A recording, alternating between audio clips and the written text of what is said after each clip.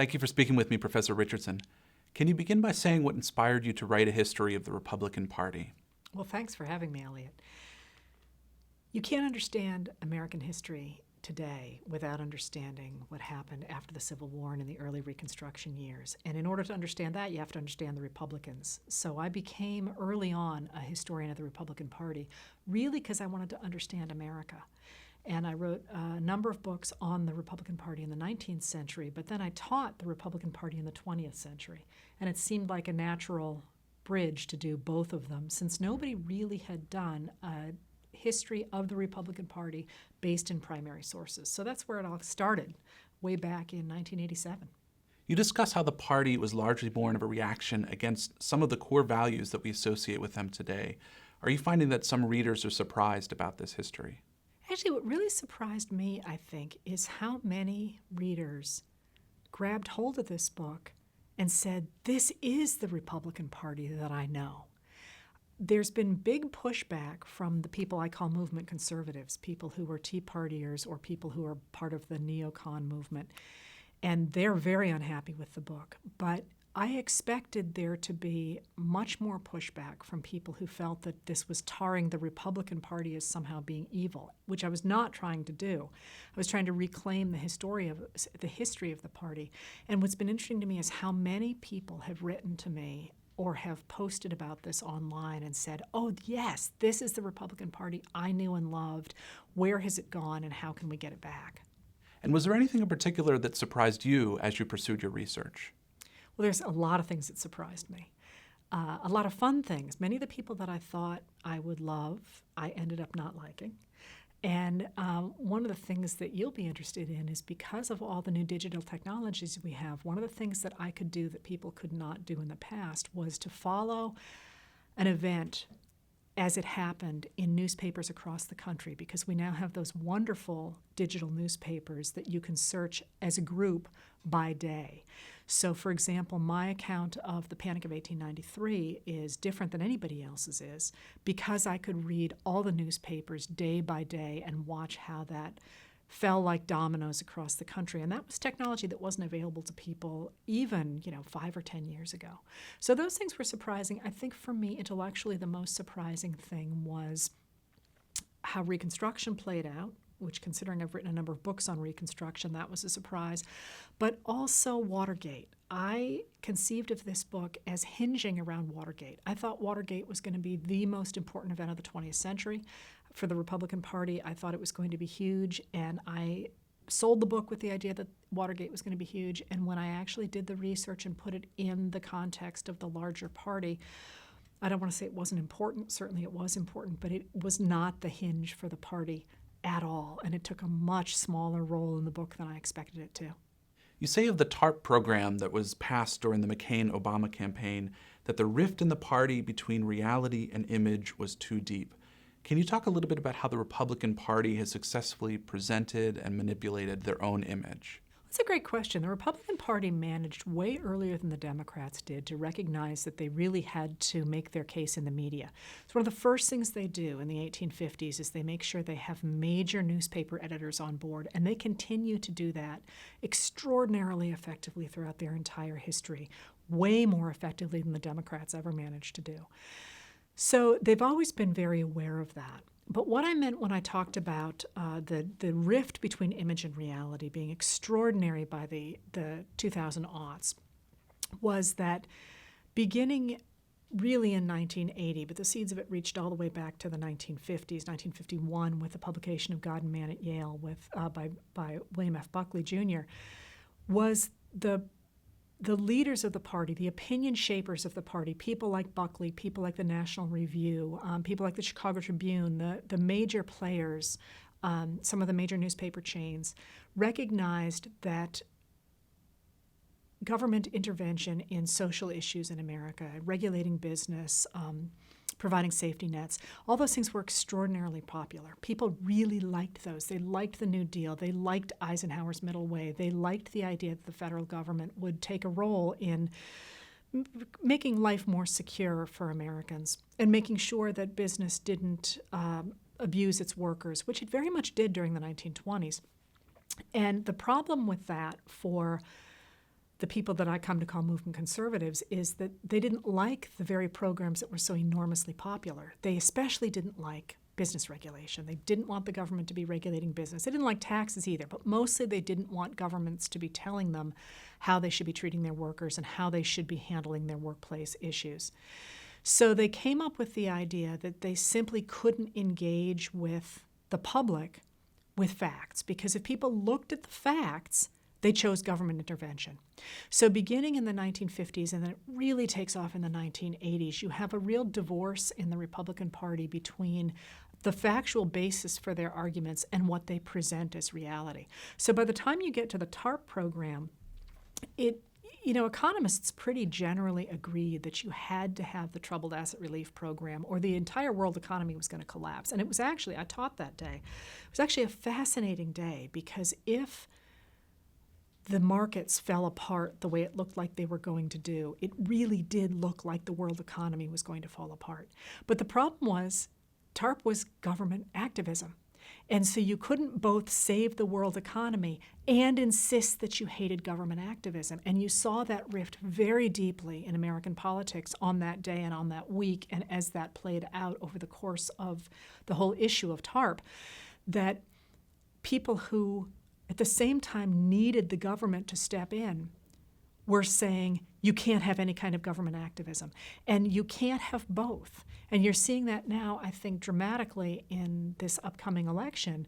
People who are arguing that the government has no role in the American economy and in American life, at the same time are trying to attract voters who like the government being involved in the American economy and American life.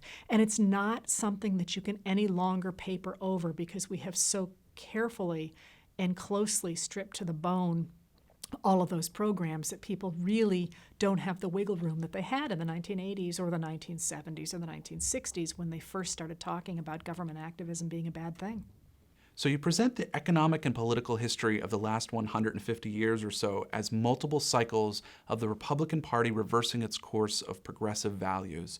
And I'm left wondering, what role do you see the Democratic Party playing in this oscillation between liberal and movement conservative Republicans? That's a wonderful question. And people ask me if I'm now going to write a history of the Democratic Party, and I have said no, again and again and again. And yet, the more people have asked, the more it has become attractive to me. And what I would say about that is that, from my perspective, the difference between the parties intellectually is that because of the rise of the Republican Party at the time of the Civil War, when the country really was reinventing itself entirely with a new system of government, a new system of taxation, a new region, the West gets added in, the country really is reborn during the Civil War. And because of its timing, the Republican Party is associated with the American nation in a way that the Democratic Party is not. That's not to say it's not an American party, but its imperatives are much different because the Democratic Party rises much earlier. It rises with a different set of issues, and it has its own internal dynamic. So a picture of the Republican Party, the Democratic Party, would not simply be the reverse of the Republican Party. So from that, and I'm not entirely sure yet what I think about the Democratic Party in terms of its historical trajectory, although obviously I'm thinking about it. But I think what I would say about the role of the Democrats in the Republican Party is that their imperatives sometimes coincide with the trajectory of the Republicans. So sometimes what the Democrats are doing has an effect, and that they are both pushed by what's going on in the American economy and American society, and by the 20th century in the world at large, but that it's not really a push-pull, that they have different trajectories that sometimes come together and sometimes don't. You can see it really dramatically how they come together in the 1880s, for example, when somebody like Grover Cleveland, that nobody knows about, but he's actually quite cool, that Grover Cleveland, who's a Democrat, is kind of the anti-Republican. But you don't always get an anti-Republican. More often you get the parties jockeying around issues and kind of having different conversations that sometimes coincide and sometimes don't. Were there particular considerations you had to make in pursuing a historical research project with such a political charge around it and an election season to boot? Well, it's funny. I didn't intend to publish it during an election season. That was just the oddities of timing. But what's funny about that is that I'm a historian, and I really didn't realize it was a hot button topic. It's just a cool topic. It was the first way I went into it. So no, I didn't realize it was going to be a big deal. And then, of course, I figured it out by the time I got into the George W. Bush administration. And what happened was that I found myself, by the time I was researching the chapters where there would be people alive who remembered them, I so over-researched them that at one point when I was doing the chapter that covers, and it covers not just George W. Bush, but other administrations as well, that chapter ends up being somewhere in the vicinity of 30 pages, and I had well over 500 footnotes, all in primary sources. And I remember sitting at my desk, covered with papers, and manically reading more and more and more newspapers, more evidence, more government dispatches, more everything I could find. And I remember at one point literally putting my hands on the table and saying, I've got to stop. If I were doing this about the 1920s or the 1850s or the 1870s, I would have said done 300 sources ago. I'm not adding anything here. I'm just trying to make myself feel like I've covered everything so that nobody is going to be upset with this. And the bottom line is, this is, as a historian, when I look at this is what I see happened. Now, other historians can take that on and disagree and say, look, I've got all these other sources that prove that this is not the case. Well, great, then let's have a debate about it.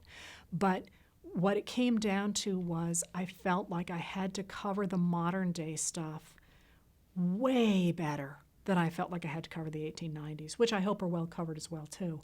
But that was the place that I saw a real difference in the way I presented the modern day material than the older stuff. So how did you arrive at this central theme of the conflict between the Declaration of Independence and the Constitution? Well, it's actually kind of a cool story. The idea that the Republican Party started in equality of opportunity is all over the literature. I mean, you just can't miss that. And it's all over Lincoln. It's all over the early Republicans. This is really what they care about. One of their initial rallying cries was free soil, free labor, free men. I mean, it's everywhere.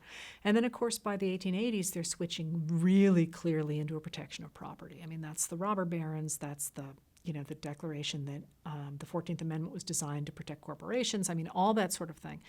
So there was that inherent in the party research itself.